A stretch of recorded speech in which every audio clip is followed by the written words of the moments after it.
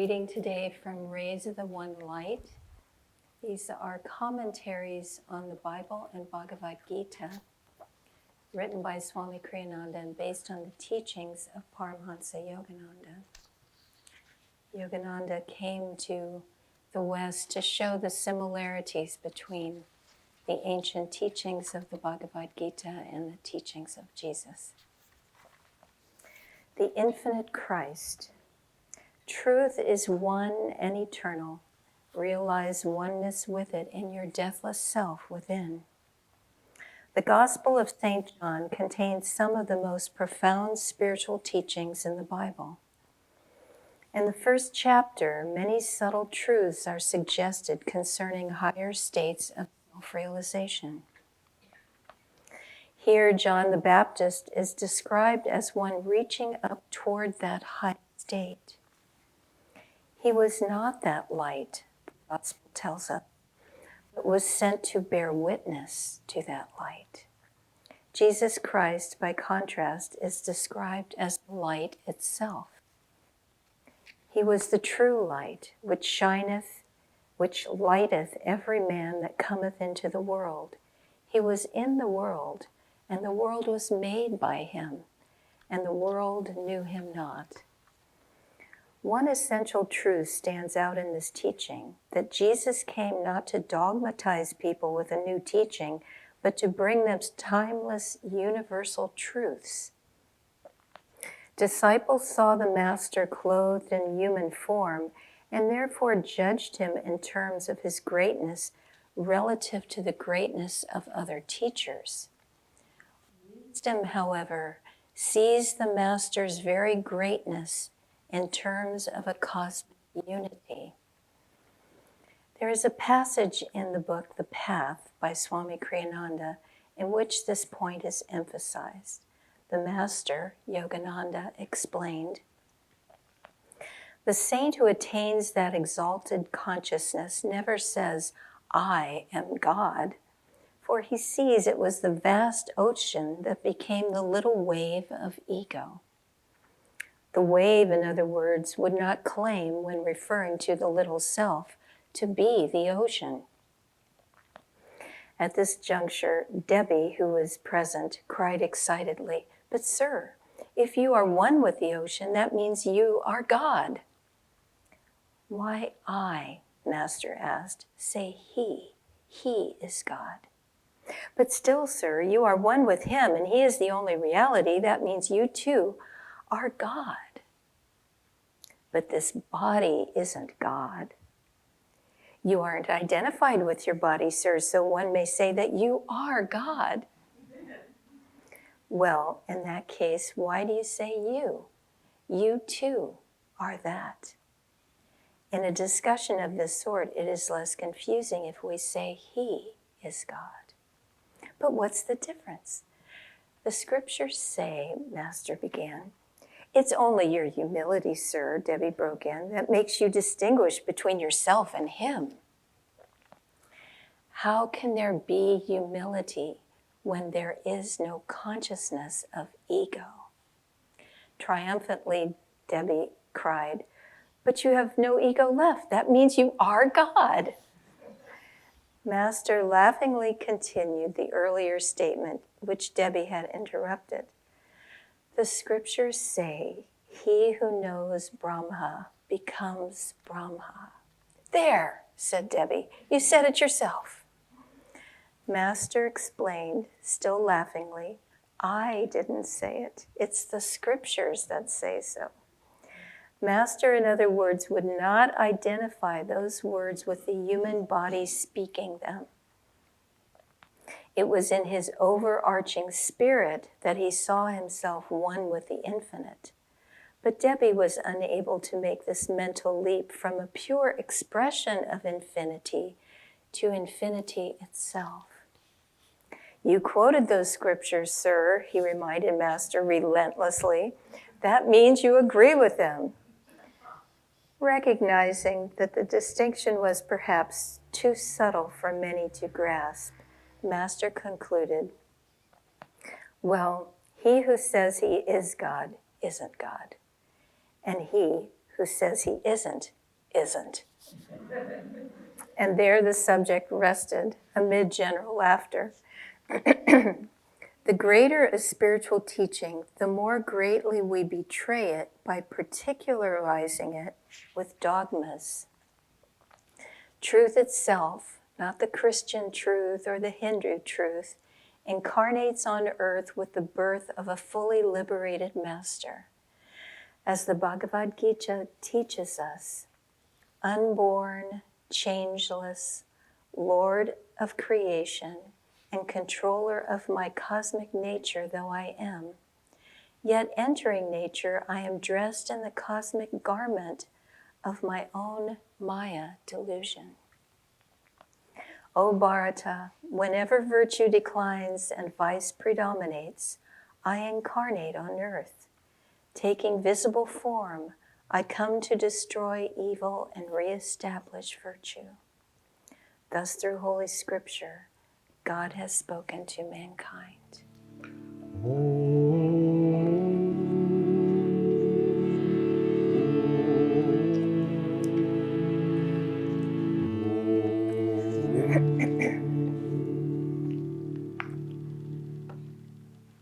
This mystery of God indwelling in our souls and God being the doer in our lives is difficult to grasp. I've been pondering it for a long, long time and meditating on this, and I think it's good for all of us to do that because we think we are acting.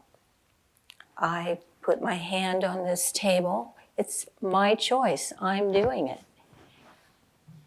But really, God is the doer. The Bhagavad Gita in another place says, relinquish, let go of all delusions of personal doership. God alone is the doer. But I choose to eat my lunch. Is God eating my lunch? And the truth is, he is. Is God feeling my pain? Is he feeling my sorrow? Is he hearing my prayers? Yes, because he's dearer and closer than our nearest and dearest. He is thinking through you. He is feeling everything that you feel. Yogananda said, when we pray, we should pray and know that God is a listening, loving, interested presence who hears everything, who knows everything. There's no corner of our hearts that he's not there. So our task is to realize that. That's why our path is called self-realization. To realize that indwelling spirit. Swami used to tell a funny story, not really funny, but everybody would laugh, that there was a devotee whose practice was to sit in front of a murti of his guru, and a statue of his guru, and chant and throw rose petals onto this statue for hours every day, just with devotion. And one day, he realized that he and his guru were one, and in that oneness, he was one with God. And so he burst out, I and my beloved are one, therefore I'm throwing rose petals on my own head. And everybody would laugh, because how funny to throw rose petals on your own head. But he had transcended that thought of separateness, of ego, of individuality, and had merged back into that oneness of spirit. This reading today is entitled The Infinite Christ. Is that right? And I thought it might be infinite spirit, but no, infinite Christ. And so the idea here is that Jesus was the man. Christ was the title of one who had eliminated the ego. Yogananda used to say, I killed Yogananda long ago. No one dwells in this temple but God. And that's what we're trying to do. To realize not this little self, but the infinite self of which we are a part. It's always so amusing to me to think that we try to do everything ourselves. We think, I'm self-reliant. It's very common, especially in this country, to be very independent. I can do things myself. I don't need any help. I don't need to ask anybody for guidance. I'm good. I can do this, which is so ridiculous. When you think that you have the resources of the infinite, why choose to just go on alone when you can have God helping you? We think that we know so much. There's a beautiful line in one of Swami's songs that is simply, know that you live not alone. We constantly have God's presence with us. All He wants is for us to turn to Him. Anandi, who wrote a beautiful book, well, she wrote her diaries, and her husband, after her passing, created a book out of it. And it's in the boutique. She would say in some of her Sunday services, and I remember this from decades ago, it was so powerful to me. She said, even when we're crawling, when we have no energy, when we have no hope, when we're in despair, when we're frightened and feel alone, even if we can't move physically to face the Guru, to face the light, she said, just turn mentally and face that light. If you haven't ever experienced a moment like that, congratulations. But if you ever do, remember that, to turn towards the light. And I was remembering also a beautiful story that a friend told me. I hope I get the details right. Was it Rumi? Okay, thank you. A great saint, Sufi saint, Rumi, was asked by one of the disciples,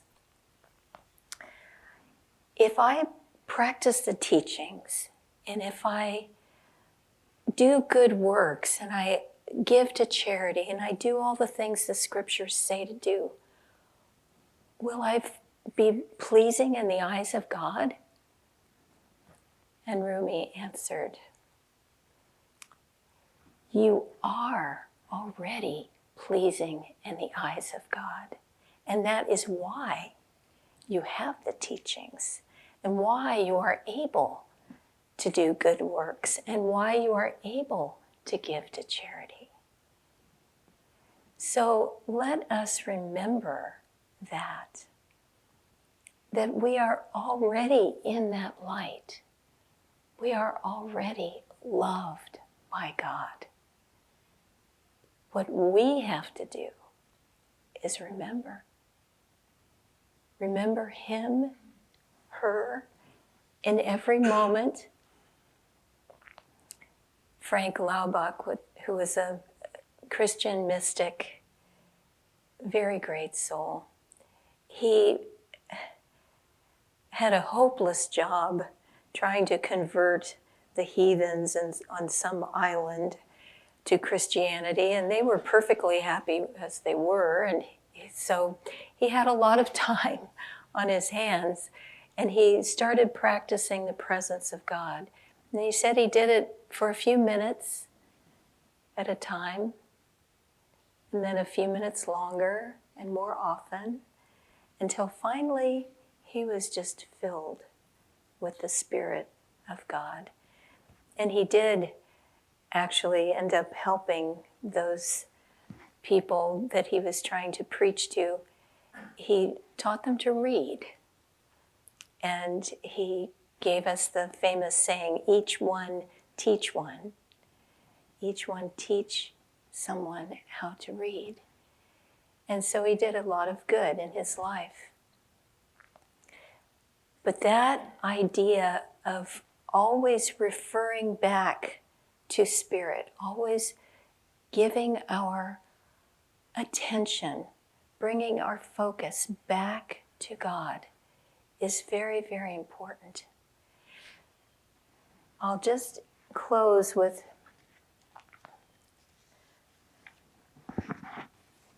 these words, which are a message of hope. If I can find them. Yes. There will come a time when ecstasy fills the mind, when karma vanishes without a trace, and 100 million lifetimes fade away like laughter. Then the only reality will be the beloved's face. Take heart, concentrate, let go of all commotion, and infuse your practice with devotion. So let's, in this new year that's just beginning, let's dedicate ourselves to loving God more and more deeply. And let that consciousness of God permeate us in body, mind, and soul.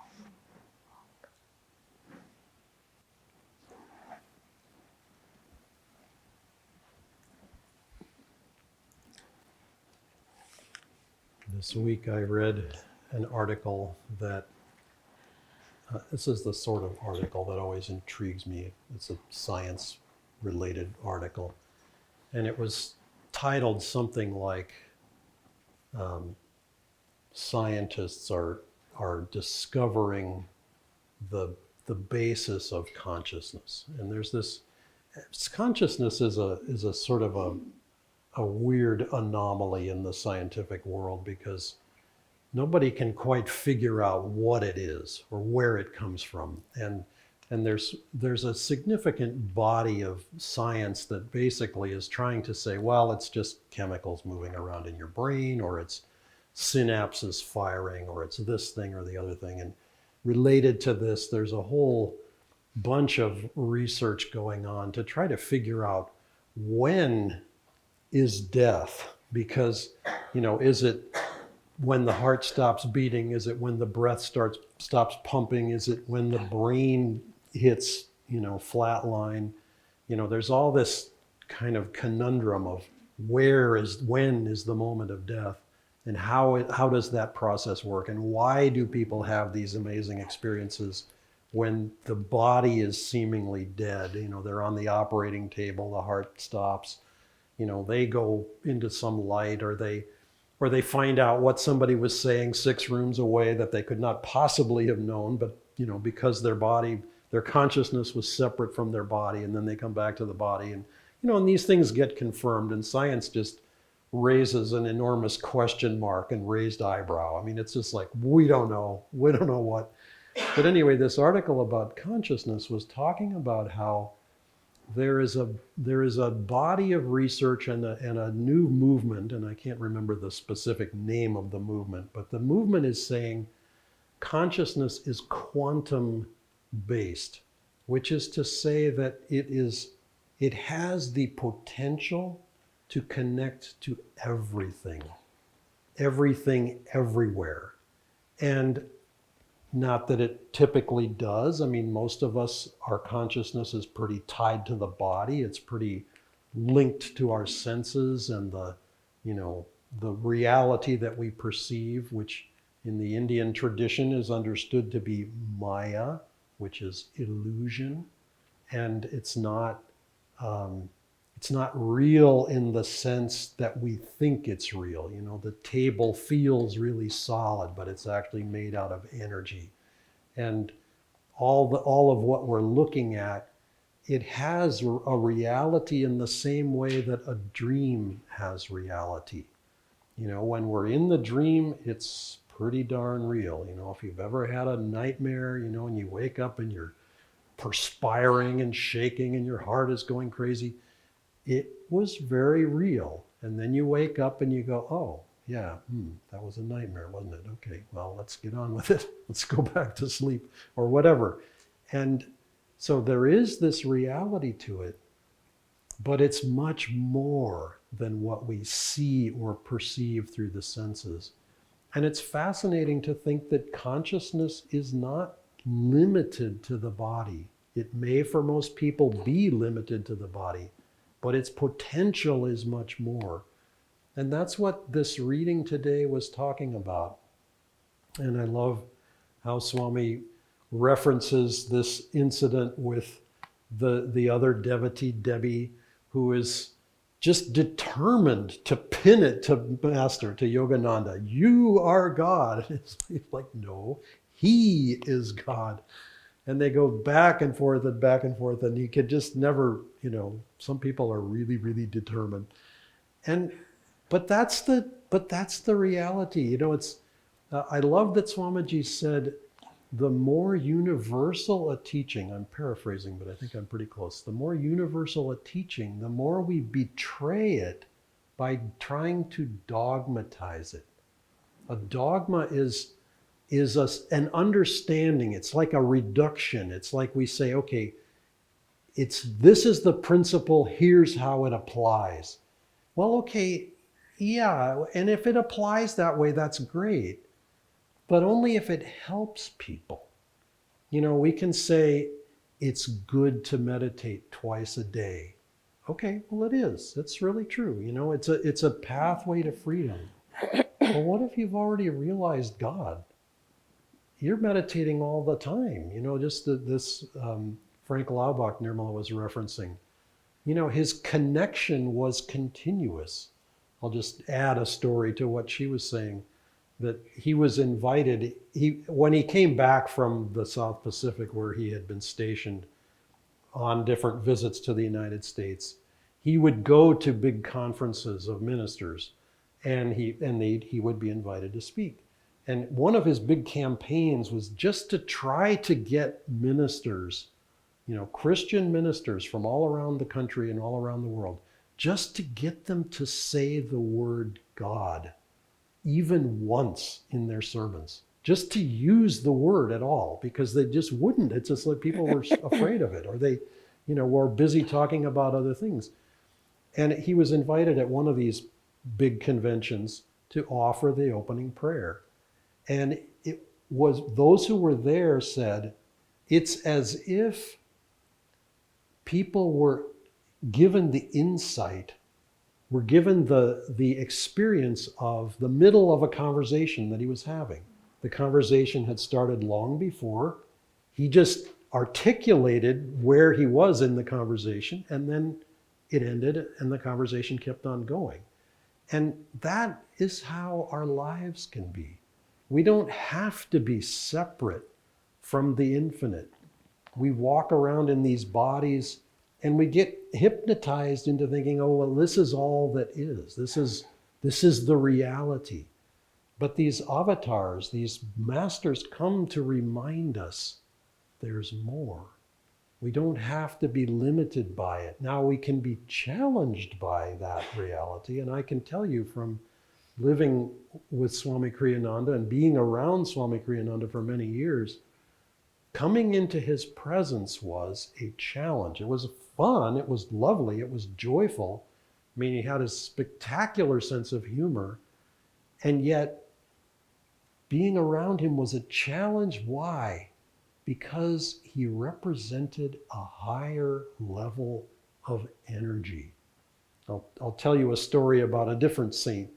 I met a disciple of Swami Satchidananda many years ago at Ananda. He had come to visit Ananda to learn more about how we had created spiritual community, and he wanted to take that knowledge back to his home in Virginia, where they were trying to do the same thing at their ashram.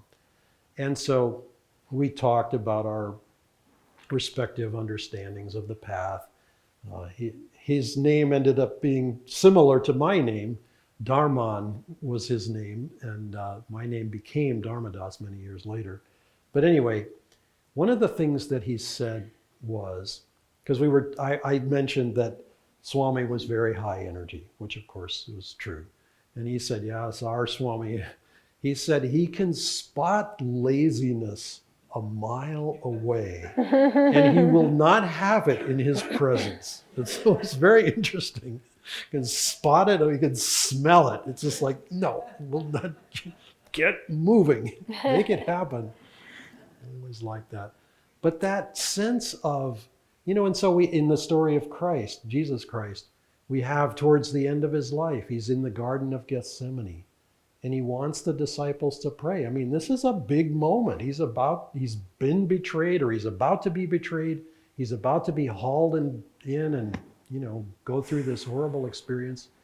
And he wants them to be with him, partly so that they will be able to carry this on in the future, and they fall asleep. And, you think, how many times have we fallen asleep in the middle of the whatever, in the middle of the incredible movie, somebody's over there snoring, or in the middle of the meditation, God forbid, somebody goes snorksing off. Hong snore. It's not the technique we want to follow. Just because we fall short doesn't mean we don't have the potential. And that's the beautiful thing. These masters, when they come, they don't come to say, see how great I am. They come to give us a little nudge, maybe with an elbow, or as somebody wryly pointed out, with Swami Kriyananda, similar situation. He said, he applied the boot of wisdom to my seat of understanding. And so, yes, sometimes it comes with a nudge, a elbow or a boot or a whatever, but other times there's no outward statement, there's no push. It's just that they are an example of what's possible. And they're an example of what we not only can become, but must become. And that's maybe a little daunting. We get up and we look in the mirror and we think, I don't see the divine there. I just see aging wrinkles or whatever I may, balding pate or whatever I may see. And yet, that spirit within us is unlimited. I don't know why I made this connection this morning, but this little thought came to me, this little reminder from my youth. I don't know if any of you ever saw the movie Born Free back in probably the 70s or something, maybe even the 60s, I don't know. A woman who did research in Africa, and the movie was titled that, and then there was the song Born Free. And what struck me is, in a sense, the only beings that are actually truly born free in this world are the avatars. The masters come back without being bound by the karma that most people are tied down by. That sense of, well, I've got these lessons to learn, I've got these habits, I've got these likes and dislikes, and I'm on this treadmill that I can't get off. And they've gone beyond that to realize God has become the little wave of my life. That's one of the things that meditation can help us to break down, is the sense of, no, I'm just stuck in this body, I'm stuck in these circumstances, my little personality can't change, it gets rigid, etc., etc. We are the infinite having a human experience. walking around in the body to learn lessons that we need to learn, but we are so much more than whatever we may think we are. Any self-definition, sooner or later, this reminds me of something that was said about India when we lived in India, and we learned that this was so. Anything you can say about India can and will be disproven within 24 hours. Whatever it is, it doesn't matter. Sooner or later, it will be disproven. Anything, any self-definition that we may have, sooner or later binds us. Chains, though made of gold, still bind if they're tying us down. Sooner or later, we will go beyond those.